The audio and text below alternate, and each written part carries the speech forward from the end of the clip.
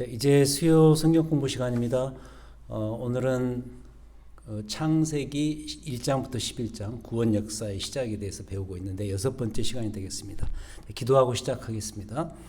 거룩하신 하나님 감사합니다. 하나님께서 우리를 기억해 주셔서 구원의 프로젝트를 이 창세 시작부터 세우시고 죄에 빠진 인간을 구원하시기 위해서 끊임없이 일하시고 수고하시는 그 은혜의 역사를 우리가 이 시작 지점인 창세기를 통해서 배우고 있습니다.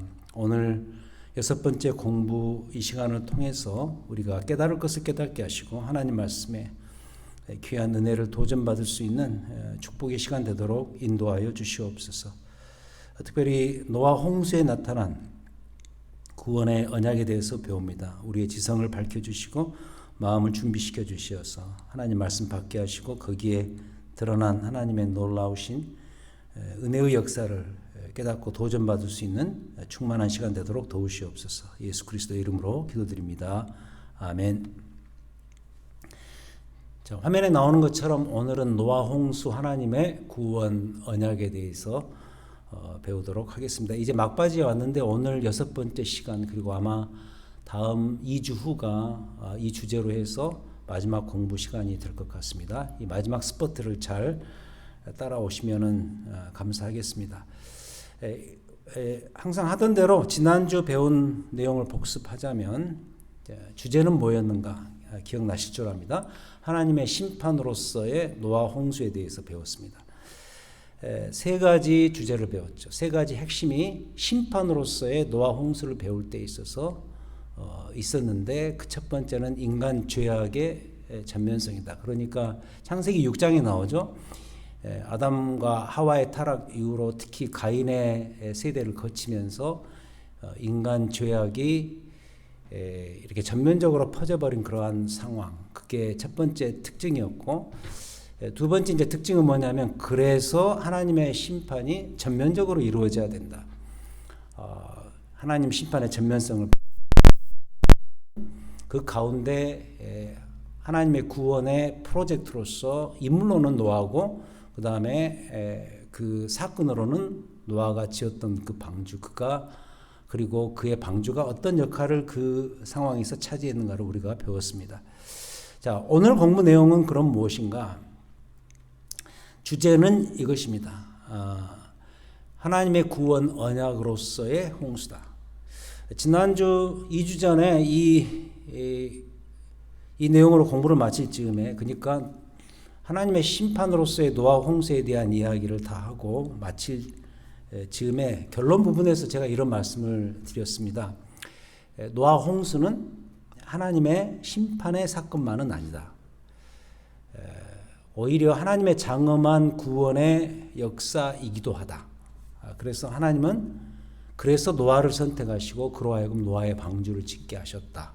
그런 결론을 우리가 내렸는데 그렇다면 이제 오늘은 자연스럽게 하나님의 구원 차원에서의 홍수, 꼭 심판만이 아니라 구원 차원에서의 홍수를 배워야 할 것입니다. 자, 그래서 오늘 공부 내용은 두 개의 주제로 나눠서 설명을 드리겠습니다. 이걸 잘 기억하셔야 됩니다. 무엇인가? 두 가지 핵심이 뭐냐? 노아 가족이 방주에서 나온 것의 의미죠. 이 나왔다라는 말이 중요합니다. 그래서 나와서 세상에서 이제 새로운 출발을 하게 되죠. 그리고 두 번째는 그럼 방주에서 나온 이후에 그들이 한 일이 무엇인가 이거에 대해서 배우겠다는 것이죠. 근데 중요한 것은 뭐냐면 미리 말씀드렸는데 이 두 사건이 다 놀랍게도 지금 우리가 하나님으로부터 받은 구원이 가지고 있는 그 틀, 이 프레임이죠. 프레임. 내가 얻은 구원을 이해하는 데 있어서 굉장히 그 중요한 것이 틀인데 그 프레임을 자연스럽게 말해주고 보여준다는 점, 이게 중요합니다. 자, 그럼 어떻게 그러한가? 이제부터 거기에 대해서 살펴보도록 하겠습니다. 자, 첫 번째로 두 가지를 배운다 그랬는데 첫 번째입니다. 방주에서 나온 사건입니다. 자, 이것은 미리 말씀드리는데 단적으로 말해서 구원 삶이 시작되었다. 그러니까 노아 홍수, 특히 홍수 이후에 그들이 방주에서 나와서 그리고 그 다음에 하게 되는 그 일들이 우리가 지금 얻은 하나님으로부터 얻은 이 구원의 삶의 어떤 프레임, 틀을 보여주는 것이라고 말씀드렸는데 그 첫 번째 방주에서 나온 사건은 어떤 프레임이냐면 지금 우리가 얻은 이 구원의 삶이 이제부터 시작되었다, 카운트다운 되었다라는 것을 의미한다는 것이죠. 지난주 공부 때 또 이런 말씀을 드렸는데 이제 복습하는 겁니다. 노아 가족이 방주 안으로 들어갔다는 것은 어떤 의미인가? 굉장히 이것은 중요한 일이었다라고 말씀을 드렸어요. 그 이유가 뭐냐면 그 안에 들어가야 노아가 살 수 있기 때문입니다. 실제로 살았죠. 이 홍수가 일어났는데 방주 안으로 들어가면 산다는 것이죠. 실제로 들어갔으니까 살았습니다. 그러면서 이제 드렸던 말씀이 뭐냐면 우리도 나도 예수 그리스도 안에 있어야 된다는 사실을 강조했습니다. 그리스도 밖에 있으면 다 죽지만 우리가 그리스도 안에 있으면 다 사는 것이죠. 그런 점에서 결론으로 그런 말씀을 드렸습니다. 진짜 노아 방주는 예수 그리스도 자신이다. 그러니까 노아 방주가 하나의 상징적인 픽처라고 한다면 어떤 의미에서 그 안으로 들어가면 사는 것으로서의 미리 그림자를 보여주는 것이라고 한다면 그럼 그림자가 있으면 실체가 있어야 되잖아요. 그 실체는 그럼 무엇인가? 바로 예수 그리스도 자신이다. 우리의 구원의 방주는 그리스도 자신이다. 왜인가? 우리가 그 안에 들어가면 그 안에서 살면 살기 때문이다. 이런 말씀을 드렸죠. 자, 그렇다면 홍수가 그치고 그들이 방주에서 세상으로 나왔다는 것은 뭘 의미하는 것일까? 이제 이 문제부터 생각하면서 오늘 공부를 시작하겠다 하는 것이죠. 자, 8장으로 갑니다. 이제부터 이제 성경을 펴시고요. 창세기 8장 펴시기 바랍니다. 이 8장은 미리 말씀드리자면 홍수 이후의 상황입니다. 화면에 1절부터 19절이라고 나와 있는데 다 읽지는 않겠습니다. 중요한 부분만 읽으면서 설명할 테니까 잘 따라서 보셨으면 합니다. 8장은 홍수 이후의 상황을 설명한다. 여기는 읽어야 될 것 같아요. 8장 1절부터 5절. 하나님이 노아와 그와 함께 방주에 있는 모든 들짐승과 가축을 기억하사 하나님이 바람을 땅 위에 불게 하심에 물이 줄어들었고 깊음의 샘과 하늘의 창문이 닫히고 하늘에서 비가 그침에 물이 땅에서 물러가고 점점 물러가서 150일 후에 줄어들고 일곱째 달 곧 그 달 11의 날에 방주가 아라랏산에 머물렀으며 물이 점점 줄어들어서 열째 달 곧 그 달 초하룻 날에 산들에 봉우리가 보였다. 자, 여기를 간략히 요약하자면 비가 이제 그치고 물이 점점 물러가겠죠. 그리고 7월 14일, 그러니까 홍수 시작한 이후 5개월이 되는 지점입니다. 7월 14일, 그때 방주가 아라랏산 기슭에 머물렀습니다. 이 아라랏산이 어디인가 여기에 대한 고고학적인 그런 시도들이 발견에 대한 시도들이 많습니다만은 터키 어디 근방이라고 이야기를 하죠. 거기에 대한 관심은 일단 좀 우리가 멈추고요. 일단 아라랏산이라는 그 기슭에 방주가 머물렀고 10월 1일 그러니까 홍수 시작한 지 약 8개월 후에 드디어 이제 산봉우리들이 보이기 시작했다는 것이 1절부터 5절의 내용이 되겠습니다. 그 다음 6절부터 12절은 여기는 읽지 않겠습니다. 40일 그로부터 40일 후에 노아가 까마귀와 비둘기를 내놓기 시작하죠. 각각 내놓아서 이제 바깥으로 나가도 되는지 안 되는지를 확인하는 작업을 하고 있습니다. 그게 6절부터 12절 내용이다. 그 다음 13절 보겠습니다. 8장 13절 여기는 읽겠습니다.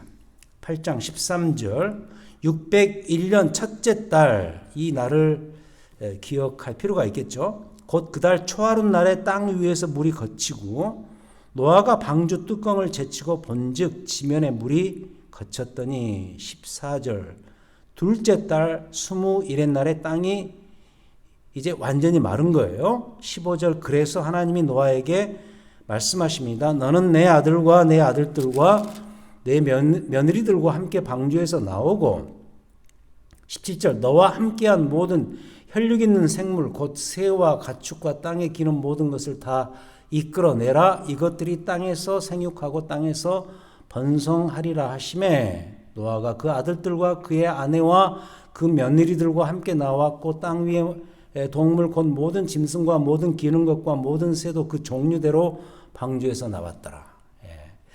그러니까 이 부분은 이제 드디어 그 노아 가족과 짐승들이 방주에서 나오게 된 것을 기술해 주는 그런 부분이죠. 601년 1월 1일에 물이 다 마르고 이날을 기억할 필요가 있는데 2월 27일 거의 1년 후가 되겠습니다. 그러니까 601년 2월 27일 14절에 나오죠. 한번 그 구절을 보셨으면 합니다. 7장 11절. 7장 11절에 보면 홍수 시작하는 지점이 나오는데 7장 11절 노아가 600세 되던 해 둘째 달 곧 그 달 11의 날이라. 그날에 큰 기품의 샘들이 터지면서 하늘의 창문이 열리면서 드디어 홍수가 시작되죠. 그러니까 600세 되던 해니까 600년 둘째 달 11의 날. 한국 이 그런데 다시 오늘 본문 8장 14절에 오면 둘째 달 601년 둘째 달 21의 날에 땅이 말랐어요. 그러니까 거의 1년 후가 되겠죠. 그래서 1년 후에 드디어 노아의 온 가족들과 짐승들이 세상으로 나오게 되었다. 그래서 여러분들이 노아 홍수 그러면은 거의 1년간 진행되었다라고 생각을 하시면 되겠습니다. 그러니까 홍수 사건은 실제로 앞부분에 있었지만은 땅이 마르고 실제로 노아가 방주에서 나오게 된 것은 1년 후가 되겠습니다. 자, 이런 내용을 가지고 방주에서 나오게 된 것을 설명하자면 이렇게 설명할 수가 있어요. 홍수가 아까 그런 이야기를 했죠.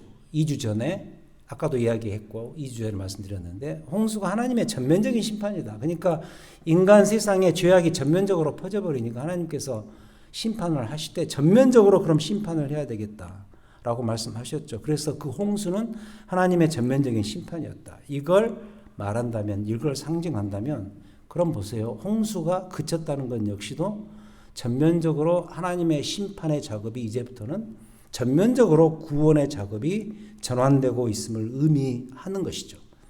자, 그러자 실제로 구원의 1차적 대상이 되는 노아 가족들이 드디어 그 구원의 전면적인 혜택을 누리는 사건들이 이제부터 벌어지게 되는 것이죠. 그 일들의 시작이 바로 이 지점, 그들이 방주에서 세상으로 나오게 되는 이 행동을 의미합니다. 자, 그렇다면 이 과정에서 우리가 중요한 것을 하나 짚고 넘어가야 되는데 이 과정에서 가장 중요한 것은 그럼 무엇일까? 8장 1절로 갑니다. 화면에 나오죠. 8장 1절. 이게 중요합니다.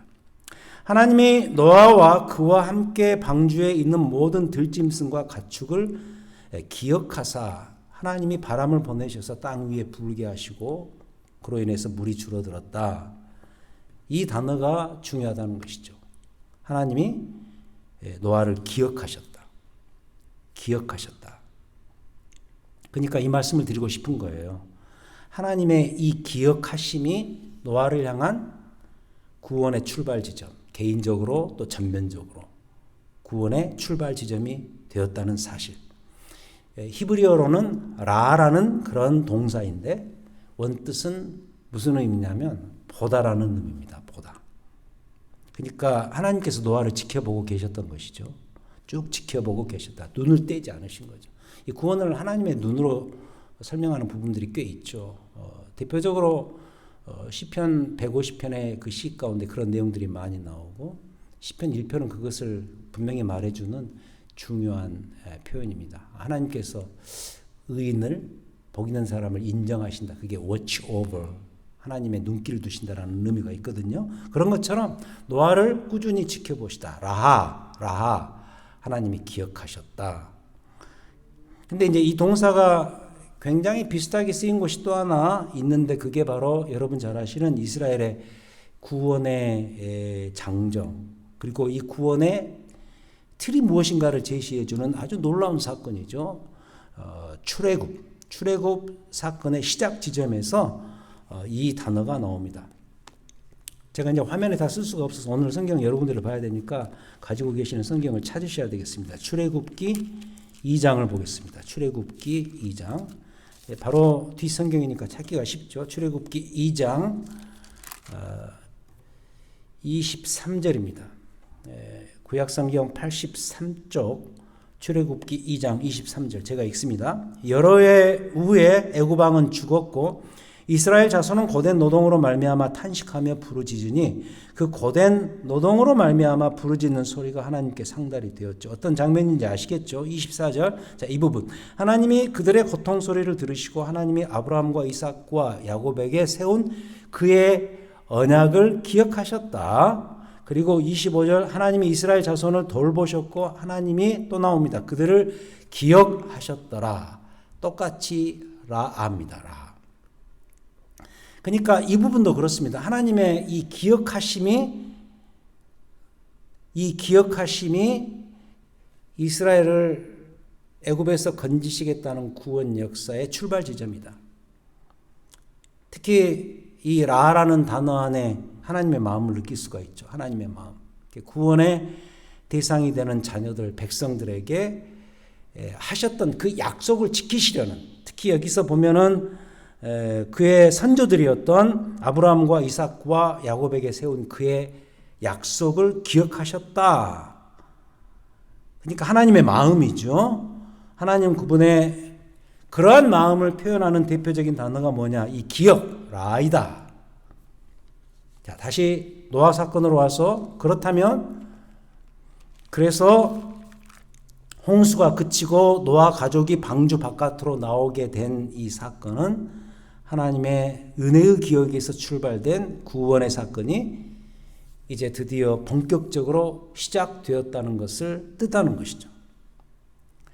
그런 연유에서 하나님의 은혜로 말미암아 노아 가족이 방주에서 나오게 된 이 사건, 그리고 이스라엘 백성들이 애굽의 그 고된 노동과 노예 생활에서 벗어나게 된 것, 매우 비슷하죠. 매우 비슷하죠.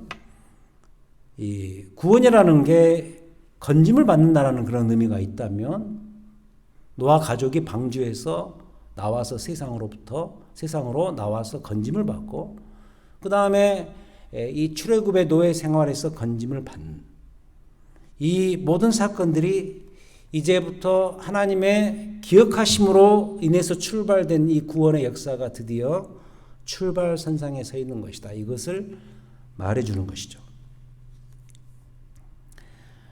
우리 인생에게 한번 이 문제를 적용을 해보자 이거죠. 우리 각자에게도 매우 비슷한 모습으로 다가오는 현장입니다. 그러니까 내게도 마치 이 노아가 방주에서 나와서 새로운 세상 속에서 살아가는 인생의 그런 현장들이 있죠. 그런 인생의 새로운 장면들이 있죠.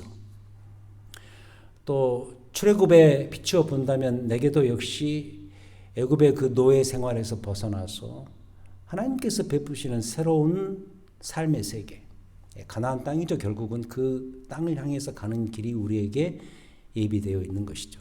새로운 인생의 장면들, 그런 장면들이 우리에게 각각 있습니다.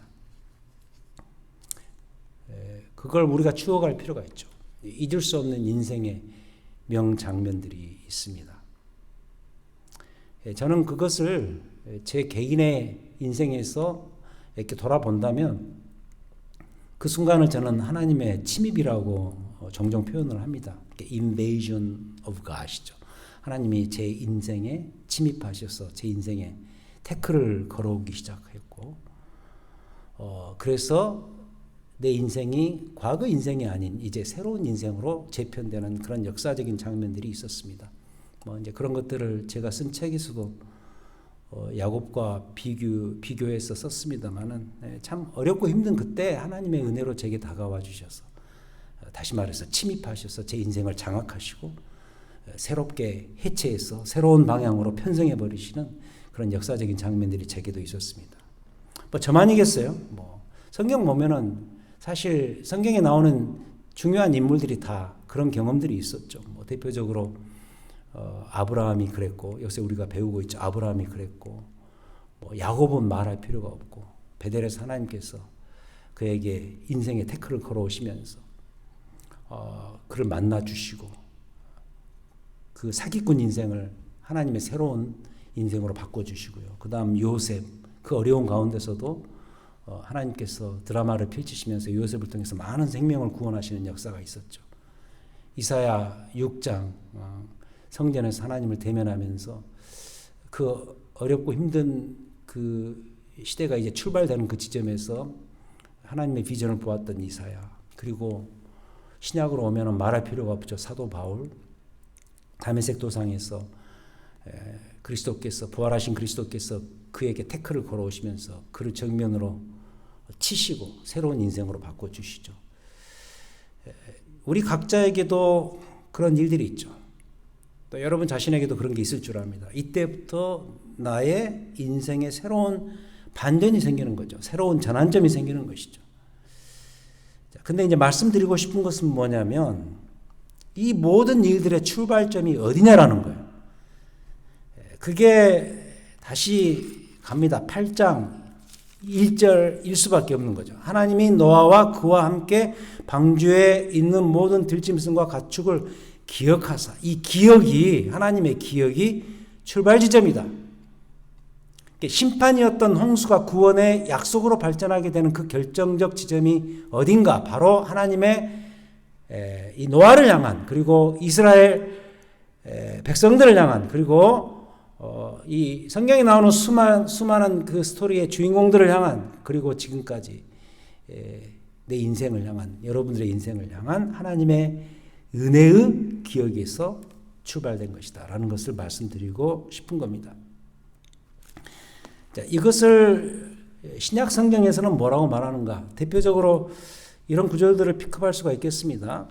갈라디아서 찾아보겠습니다. 갈라디아서, 신약 성경 갈라디아서 4장.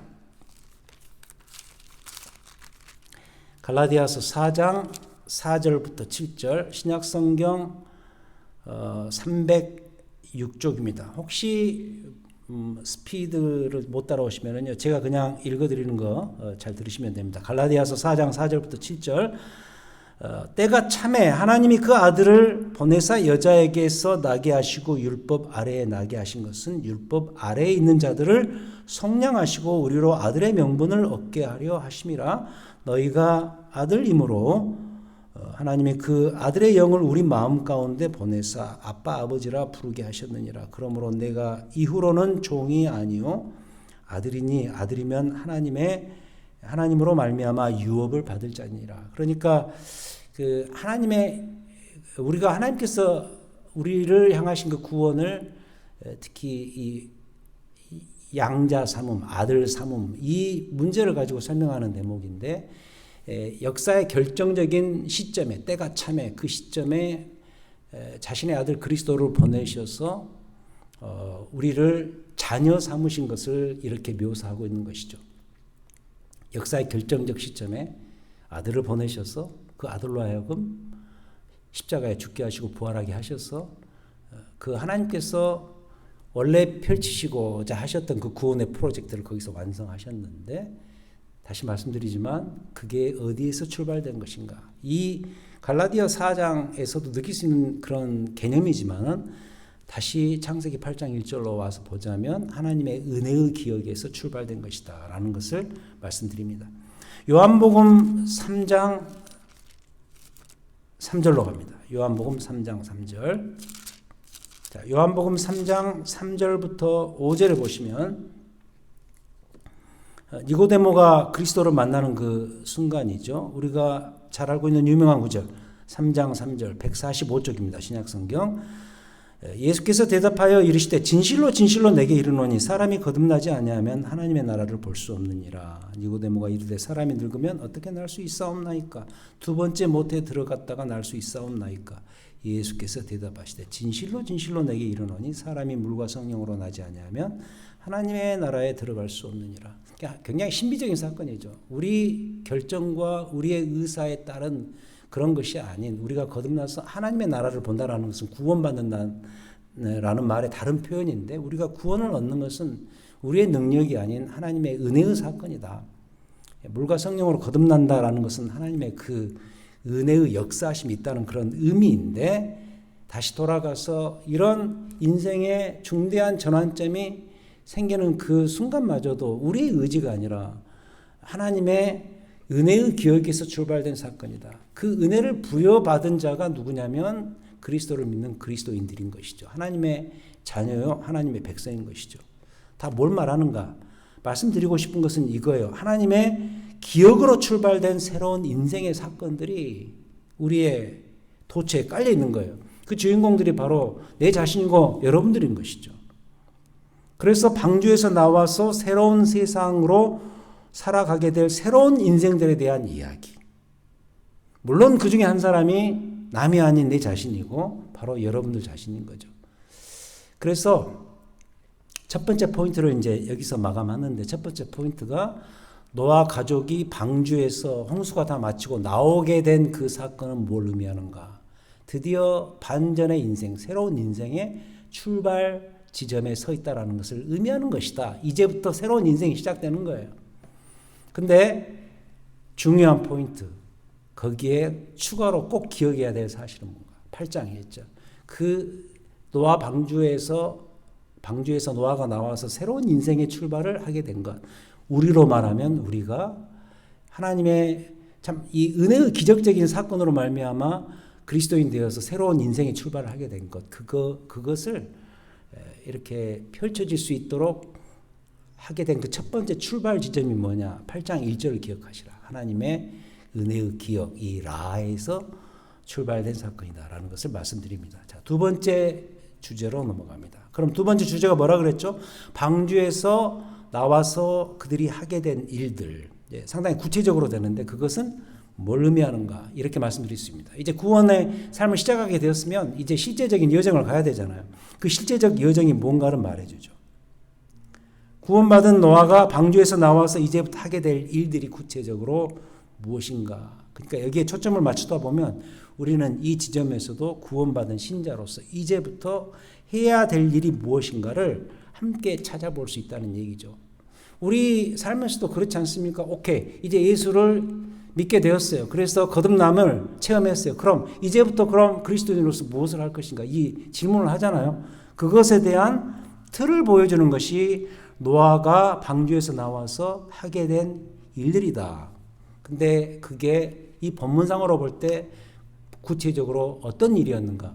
두 개의 여정이 남아있다 이거죠. 그럼 이 두 개의 여정이 우리의 삶에도 그대로 적용되겠죠. 첫 번째는 뭐냐면 하나님을 예배하는 것이고 두 번째는 생육과 번성 / 순종의 삶. 생육과 번성에는 순종의 삶이 당연히 따라와야 된다는 것을 말씀드리겠습니다. 자, 첫 번째로 두 가지니까 하나님을 예배함부터 보겠습니다. 8장 20절입니다. 다시 창세기로 갑니다. 8장 20절. 8장 20절에 이제 노아가 나와서 드디어 번제를 드리는 장면이 나옵니다.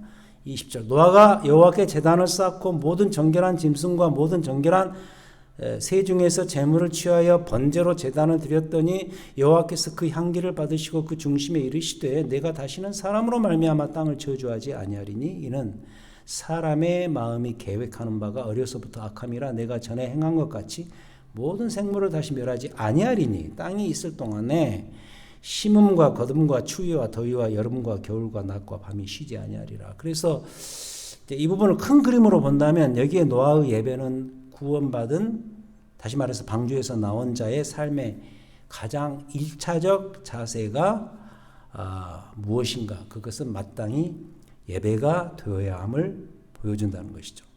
예배를 이렇게 정의할 수가 있겠습니다. 예배란 무엇일까? 이렇게 말할 수 있습니다. 예배란 하나님께서 나를 위해 사신 일들을 향한 나 또는 우리의 적극적인 반응 행위이다. 하나님께서 베푸신 은혜를 내가 받았으면 거기에 대해서 반응을 해야 될 거 아닙니까? 근데 그것의 가장 적극적인 반응 행위가 뭔가? 예배이다라고 말씀드릴 수가 있겠습니다.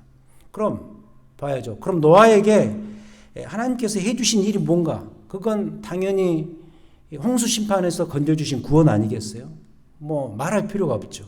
그래서 노아가 그 하나님의 구원하심에 대해서 적극적으로 반응하기 위해서 먼저 해야 하는 일이 뭐였는가? 여기 나오는 것처럼 예배 드리는 것이었습니다.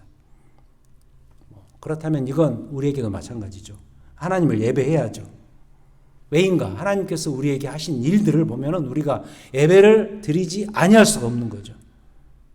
이걸 의식하고 깨닫는 사람이 누군가? 그리스도인인 거예요. 하나님이 하신 일을 우리가 살펴보기 때문에 예배하는 거예요. 그래서 신자들에게 하나님을 예배할 때 가장 기쁘죠. 인생의 삶맛을 거기서 느끼게 되죠. 왜냐하면 예배가 우리 신자의 삶의 본질이고 우리 인생의 본분이기 때문이다. 자, 그래서 첫 번째로 하나님을 예배하는 삶. 우리가 구원의 삶을 새롭게 출발하면서 그 실제적인 삶의 여정 속에서 가장 먼저 해야 될 하나님을 예배하는 삶을 꾸준히 해야 된다. 이걸 배우고요. 자, 그렇다면 그 예배의 특징이 뭔가를 조금 더 구체적으로 들어가서 보도록 하겠습니다. 노아의 예배에서 발견되는 특징이 무엇인가? 자, 그것은 예배를 받으시는 이 상황에서 하나님의 자신의 독특한 마음이 바로 그 특징이 되겠습니다. 8장 21절 보겠습니다. 여호와께서 그 향기를 받으시고 그 중심에 이르시되 내가 다시는 사람으로 말미암아 땅을 저주하지 아니하리니 이는 사람의 마음이 계획하는 바가 어려서부터 악함이라 내가 전에 행한 것 같이 모든 생물을 다시 멸하지 아니하리니. 자, 화면 보시겠어요? 참 재미있는 표현이 하나 나오는데 사람의 마음이 계획하는 바가 어려서부터 악함이라. 여기서 많이 보았던 표현이죠. 기억나실 줄 압니다. 앞에서 하나님께서는 사람이 원래부터가 악한 존재니까 뭘 해야 한다? 싹쓸이 심판이 필요하다고 스스로 다짐을 하셨던 장면이 나옵니다. 6장 5절에서 그랬죠.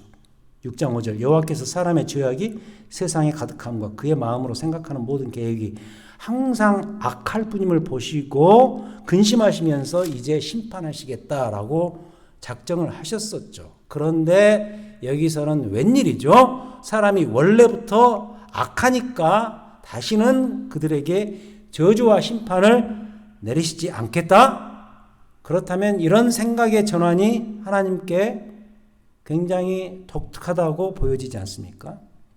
그런데 하나님의 이런 생각의 전환이 왜 가능해졌을까?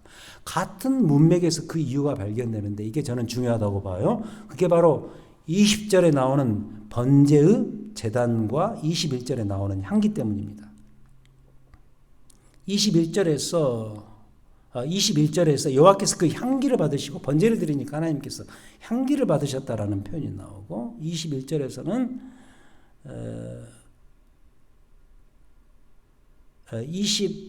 21절에서 죄송합니다. 20절에서는 번제의 제단을 드렸고 21절에서는 향기가 나오네요. 네, 죄송합니다. 이 말은 무슨 말이냐면 하나님이 여기서부터 속죄를 통한 구원 역사를 계획하시는 것을 우리가 암시받을 수가 있습니다. 그러니까 싹쓸이 심판이 아니라 대신에 인간이 악하지만 이제부터 그들을 보존하셔야 되겠다라는 그 마음을 이렇게 먹으신 그 계기가 바로 이제부터는 속죄를 통한 구원 역사를 일으키시겠다라는 것을 암시한다는 거죠. 그러니까 인간이 악하기 때문에 심판을 하시는 것이 아니고 인간이 악함에도 불구하고 구원을 하실 것이다. 심판하지 않고 구원을 하시겠다. 그렇다면 그 인간들을 하나님 측에서 받아들일 수 있는 장치, 중간 장치가 필요할 수밖에 없는데 그 중간 장치가 뭘까? 그게 바로 이 본문에 표현해 보자면 향기죠, 향기. 그러니까 번제의 향기가 되는 것이죠. 확 건너뛰어서 결국 뭘 말하는가? 저는 여기서 예수 그리스도의 속죄 사역을 말씀드리고 싶어요. 그러니까 그리스도의 속죄 중간 사역, 속죄 사역을 통하여서 하나님께서 항상 생각이 악함에도 불구하고 그들을 하나님께서 받으시는 것이죠. 그래서도 창세기 3장 15절 중요한 구절이라고 그랬죠. 원시복음 배웠죠. 그 여자의 아들과 이 뱀의 후손들 사이에 적대감이 있겠지만은 결국은 이 여인의 아들 그 후손에서 결국 이 사탄의 후손들을 가격해서 무찌르고 결국 하나님께서 그 아들을 통해서 이루시고자 하는 구원의 역사를 거기서부터 보여주셨다. 그래서 그걸 원시복음이라 그랬는데 그 원시복음이 여기서 이제 한 단계 업그레이드가 되면서 드디어 열매를 맺어가고 있는 장면을 우리가 보게 됩니다. 그래서 이 노아의 예배가 중요한 것은 미래에 완성될 하나님의 구원 역사의 프로젝트가 어떻게 전개될 것인가를 미리 암시해주고 보여주는 어떤 그림자 역할을 한다는 사실입니다. 로마서 5장 10절에서 그러죠. 제가 읽습니다. 곧 우리가 원수 되었을 때 그의 아들의 죽으심으로 말미암아 하나님과 화목하게 되었은즉 화목하게 된 자로서는 더욱 그의 살아나심으로 말미암아 구원을 받을 것이니라. 그러니까 하나님과 우리 사이에 있었던 그 적대감이 아들의 그 화목 제사로 말미암아 우리가 다시 관계가 화목하게 복원되는 것을 말해주는 중요한 구절이죠. 고린도후서 5장 21절 하나님이 죄를 알지도 못하신 이를 우리를 대신하여 죄를 삼으신 것은 무엇 때문인가? 우리로 하여금 그 안에서 하나님의 의가 되게 하려 하심이라. 신약에 뭐 이런 구절들은 무수히 많죠. 결국 향기를 받으시고 원래부터 악한 그들을 심판하지 아니하시고 구원하시겠다는 하나님의 그 구원의 프로젝트를 여기서부터 우리가 보게 되는데 그 결정, 그 열매가 바로 예수 그리스도이신 것을 우리는 이미 알고 있습니다. 자, 그래서 우리가 거듭나서 새로운 인생을 살아가면서 하나님을 예배하기 시작할 때에 우리 예배 생활에서 가장 중추적인 역할을 해야 되는 것이 바로 이 포인트라는 것이죠. 그러니까 하나님을 노래할 때 우리는 구원의 하나님을 노래할 수밖에 없고 구원의 하나님을 노래해야 마땅합니다. 본질적으로 악한 나를 죄 없는 나로 바라보시는 그 그리스도의 중재 사역을 찬양하고 예배하는 것이 우리의 예배의 핵심이다. 그러니까 Christ-centered worship이 되겠죠. 그리스도 중심적인 예배죠. 왜 그래야 되는가? 하나님께서 성부 하나님께서 아들 그리스도를 통해서 이루신 구원의 사역을 그 위대함을 우리가 찬양해야 되기 때문이죠. 바로 노아의 예배에서 이 점까지 배울 수가 있죠. 그 다음 두 번째로 노아가 방주에서 나와서 했던 또 다른 일이 무엇인가? 그것은 생육과 번성인데 그것을 말해주는 구절이 9장 1절이 되겠습니다. 9장으로 넘어갑니다. 9장 1절 하나님이 노아와 그 아들들에게 복을 주시며 그들에게 이르시되 생육하고 번성하여 땅에 충만하라. 자, 여기에 생육과 번성은 뭐냐 말씀드리는데 앞에서 했던 생육과 번성과 차이가 있습니다. 앞에서 그 홍수 심판 이전에도 생육과 번성을 해야 된다는 것을 아담과 하와 때부터 이야기했죠. 근데 노아 홍수 이후에 생육과 번성은 앞에 말씀했던 생육과 번성이 좀 차이가 있다. 어떻게 차이가 있는가? 대표적으로 9장 2절 땅의 모든 짐승과 공중의 모든 새와 땅에 기는 모든 것과 바다의 모든 물고기가 너희를 두려워할 것이다. 너희를 무서워하리니 이것들은 너희의 손에 붙였습니다. 이건 우리가 지금 경험하고 있는 거니까 무슨 이야기인지 아시겠죠. 짐승과 사람 사이에 적대감이 있을 것이고 그 다음에 9장 3절 모든 산동물은 너희의 먹을 것이 될지라 채소같이 내가 이것을 너희에게 양식으로 준다. 짐승도 음식에 포함되고 5절부터 6절은 읽지 않습니다. 피를 흘리는 의도적인 살인은 금하고요. 그럼에도 불구하고 이런 한계적 상황 속에서도 반드시 해야 될 일은 뭐냐? 생육과 번성이다. 그 사역의 그런 보존을 위해서 하나님이 스스로 하신 일이 무엇인가? 그게 이제 그 유명한 무지개 언약입니다. 9장 8절부터 17절까지 나오는 무지개 언약에 대한 반복적인 표현들입니다. 여기 무지개 언약, 무지개 맹세에서 제일 많이 나오는 단어가 뭐냐면 한 가지 오해하시면 안 되는 게 무지개가 그 전에 없었던 건 아니고요. 원래 있었는데 이 무지개를 등장시켜서 하나님이 이제 무지개를 볼 때마다 나의 언약을 기억해라 라고 하면서 무지개를 세우신 것이죠. 근데 이 무지개 맹세에서 제일 많이 나오는 단어가 언약이라는 거죠. 무려 7번이나 나옵니다. 이 8절부터 17절 사이에. 무슨 말이냐면 하나님께서 노아와 노아 후손들에게 하고 계시는 약속이 바로 이 언약인 것이죠. 어떤 약속인가? 가장 중요한 구절로 하나를 픽업하자면 9장 11절입니다. 9장 11절. 내가 너희와 언약을 세우리니 다시는 모든 생물을 홍수로 멸하지 아니할 것이라. 땅을 멸할 홍수가 다시는 있지 아니하리라. 그러니까 이 전면적인 심판으로서의 홍수는 없을 것이다. 뭐 부분적인 홍수는 있겠죠. 근데 그 부분적인 홍수가 전면적인 심판의 홍수는 아니잖아요. 그런 의미에서 홍수를 통해서 심판하는 일은 자제하시고 하나님께서 이 세상을 이제 보존하시겠노라는 매우 일반적인 언약을 노아와 함께 세우시고 그리고 조금 더 좁혀 들어가서 구원의 역사를 이런 식으로 펼쳐나가시겠노라는 이런 약속을 하고 계시는 거죠. 그래서 노아가 창세기 3장 15절 이후 그 원시복음 이후에 최초의 공식적인 하나님과의 언약 체결자가 됩니다. 그래서 이 구절은 그런 의미에서 굉장히 중요하죠. 그렇다면 중요한 것은 이제부터입니다. 여기에 하나님의 언약의 파트너가 되는 노아 측의 반응이 꼭 필요하다 이거죠. 요새 수요일 다른 성경 공부에서 아브라함에 대해서 배웁니다만은 아브라함의 그 순종과 믿음을 강조하잖아요. 그럴 수밖에 없는 게 하나님과의 그 언약의 파트너 당사자가 아브라함이기 때문에 그래요. 그 아브라함의 반응이 그래서 굉장히 중요한 거죠. 그런 것처럼 노아도 역시 마찬가지입니다. 하나님과의 언약의 새로운 파트너가 되었는데 노아 측의 반응이 반드시 필요해요. 그럼 그 반응이 뭐냐는 거예요. 이미 말씀드렸어요. 하나는 예배고 그 다음 두 번째는 순종의 삶인 거예요. 예배는 앞에서 이미 살폈으니까 넘어가고 두 번째 순종의 삶만 보자면 아무튼 이제부터 노아는 하나님께 순종하면서 이 하나님의 약속에 베푸시는 은혜의 약속에 순종하면서 생육과 번성의 임무를 감당해 나가야 된다.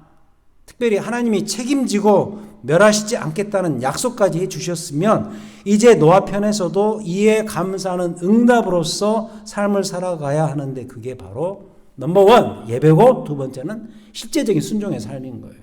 그걸 말씀드리고 싶은 거죠. 굉장한 메시지가 있죠. 우리 각자가 하나님을 믿게 된 신자로서 이제부터 살아가야 될 삶의 두 가지가 있는데 정리합니다. 예배의 삶과 순종의 삶입니다. 이스라엘 백성들이 출애굽한 이후에 그냥 대충 살지 않았잖아요. 맞죠? 하나님께서 이스라엘 백성들을 애굽에서 불러내시겠다라고 하면서 그 관계 당사자였던 바로 황제에게 계속해서 하나님이 강조하셨던 게 뭐예요? 이 백성들을 나의 백성들을 내보내라. 나를 옮겨진 그곳에서 예배하도록 하기 위함이다. 나를 섬기게 하기 위함이다. 그래서 이스라엘 백성들이 시내산에서 율법을 받고요. 그 율법에 중요한 두 가지 요체가 있는데 하나는 뭐예요? 하나는 예배에 관련된 거예요. 제사법에 대한 이야기고 또 하나는 삶에 대한 이야기, 시민법에 대한 이야기들이죠. 그러니까 이스라엘 백성들이 시내산에서 율법을 받고 그 다음부터는 하게 된 일이 뭐냐면 하나님을 예배하고 하나님이 주신 그 율법을 따라서 순종하면서 이제부터 새롭게 살아가는 민족으로 거듭나는 거예요. 애굽의 노예 생활할 때 그 삶의 라이프 스타일이 아니고 아무래도 그곳에서는 애굽의 문화의 영향을 받을 수밖에 없는 그리고 그것도 노예로서 살아가면서 아주 수동적으로 살았지만 이제 거기에서 건짐을 받았기 때문에 시내산에서 율법을 받고 하나님의 백성으로서 두 가지 예배하고 그 말씀에 순종하면서 살아가는 새로운 삶의 장면들이 그들에게 펼쳐진 거죠. 그게 출애굽의 굉장히 중요한 의미이죠. 그렇다면 지금의 우리도 마찬가지죠. 예수를 믿고 거듭난 것이 출애굽의 역사예요. 구약의 비유로 그림으로 설명하자면 출애굽을 한 거예요. 근데 거듭나서 그냥 팍 퍼져서 사는 것이 아니고 구원의 은혜를 출애굽의 은혜를 받았으면 그 은혜를 받은 자로서 그 은혜의 출발 지점이 하나님의 기억이라 그랬잖아요. 그 기억의 은혜의 혜택을 받은 자로서 이제부터는 어떻게 살 것인가 두 가지 하나님을 예배하면서 살아야 되고 그리고 이 땅에서 순종하면서 온전하게 살아가야 되는 것이죠. 그게 우리가 거듭나서 출애굽을 경험한 그리스도를 믿고 거듭난 자로서 이제부터 살아가야 될 삶의 두 가지 과제다. 예배의 삶과 순종의 삶이다라는 것입니다. 자, 오늘 공부를 정리해 보겠습니다. 노아가 방주에서 나온 사건, 그건 뭘 의미한다? 이제 구원의 삶이 새롭게 시작되었다. 굳이 비유적으로 표현하자면 우리가 거듭나서 새로운 스테이터스로 살아가는 그런 삶의 출발 지점인 것이죠. 여기서 기억할 것, 여기에 쓰지 않았습니다만 하나님의 은혜의 기억에서 출발된 사건이었다. 노아가 방주에서 나온 사건 배웠고, 두 번째는 방주에서 나온 이후에 그럼 그들이 해야 될 일이 뭔가. 우리로 표현하면 이제 우리가 하나님의 구원받은 백성으로서 하나님의 자녀로서 그리스도인 되어서 새롭게 출발하면서 이제부터 해야 될 일이 뭔가. 그건 두 가지다. 예배의 삶과 순종의 삶이다.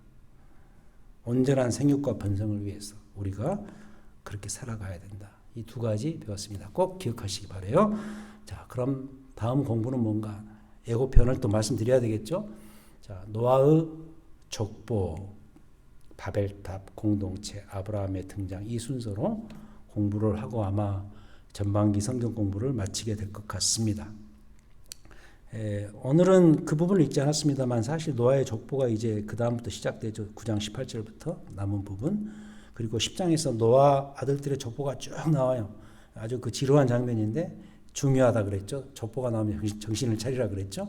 자, 노아의 족보가 나오고 이것이 가지고 있는 의미, 그리고 그 유명한 바벨탑 공동체에 대한 이야기가 11장에서 나오고, 사실 바벨탑 공동체가 나온 그 스토리가 나오게 된 것은 많은 의미를 가지고 있지만 결국은 아브라함을 등장시키기 위해서 미리 예고편으로 나온 사건이거든요. 그거에 대해서 배우겠습니다. 그리고 이제 사실 가장 결론적으로 창세기 3장 15절에서 말하는 그 원시 복음이 어떻게 이 시작 지점에서 업그레이드 되어 가고 있는가. 아브라함 선택이 굉장히 그런 의미에서 중요하죠. 그 내용을 우리가 미리 좀 살피는 그런 시간으로 하고 다음 공부를 통해서 이 전반기 이 부분에 대한 공부 전체를 마감하도록 하겠습니다. 자, 그럼 2주 후에 뵙도록 하고 기도하고 마치도록 하겠습니다. 하나님 아버지 감사합니다. 홍수 사건에 대해서 배웠습니다. 심판이 아닌 하나님의 구원의 약속으로서 새롭게 출발하는 그 지점으로서의 홍수 사건을 배웠습니다. 하나님 아버지, 노아가 그리고 그의 가족들이 방주에서 나와서 새로운 인생을 펼쳐가는 그런 멋진 장면이 우리 각자의 인생에도 있었던 것을 저희들이 추억합니다. 그리스도를 믿고 새롭게 구원받아 새로운 인생의 드라마가 펼쳐지는 그 지점에 서서 이제부터 과연 나는 그리스도를 믿는 자로서 어떻게 살아가야 될 것인가라는 것을 고민할 때 놀랍게도 오늘 이 말씀을 통해서 이제부터 하나님을 예배하고 그 예배를 통해서 인생의 본질을 되찾고 더 나아가 구체적인 삶의 현장에서 하나님의 말씀을 따라 순종하며 살아가는 것에 대해서 배웠사오니 이제부터 이런 실천과 이런 내용으로 우리의 삶을 아름답게 정리하며 맺어갈 수 있는 그런 우리의 남은 삶이 될 수 있도록 인도하시고 축복하여 주시옵소서. 오늘 이 공부의 모든 내용을 우리의 삶 가운데 그대로 반영하며 살 수 있기를 다시 한번 다짐하옵고 우리의 방주 되어주시고 우리의 구원자 되어주신 우리 구주 예수 그리스도 이름으로 간절히 기도하였습니다. 아멘. 자, 2주 후에 뵙도록 하겠습니다. 감사합니다.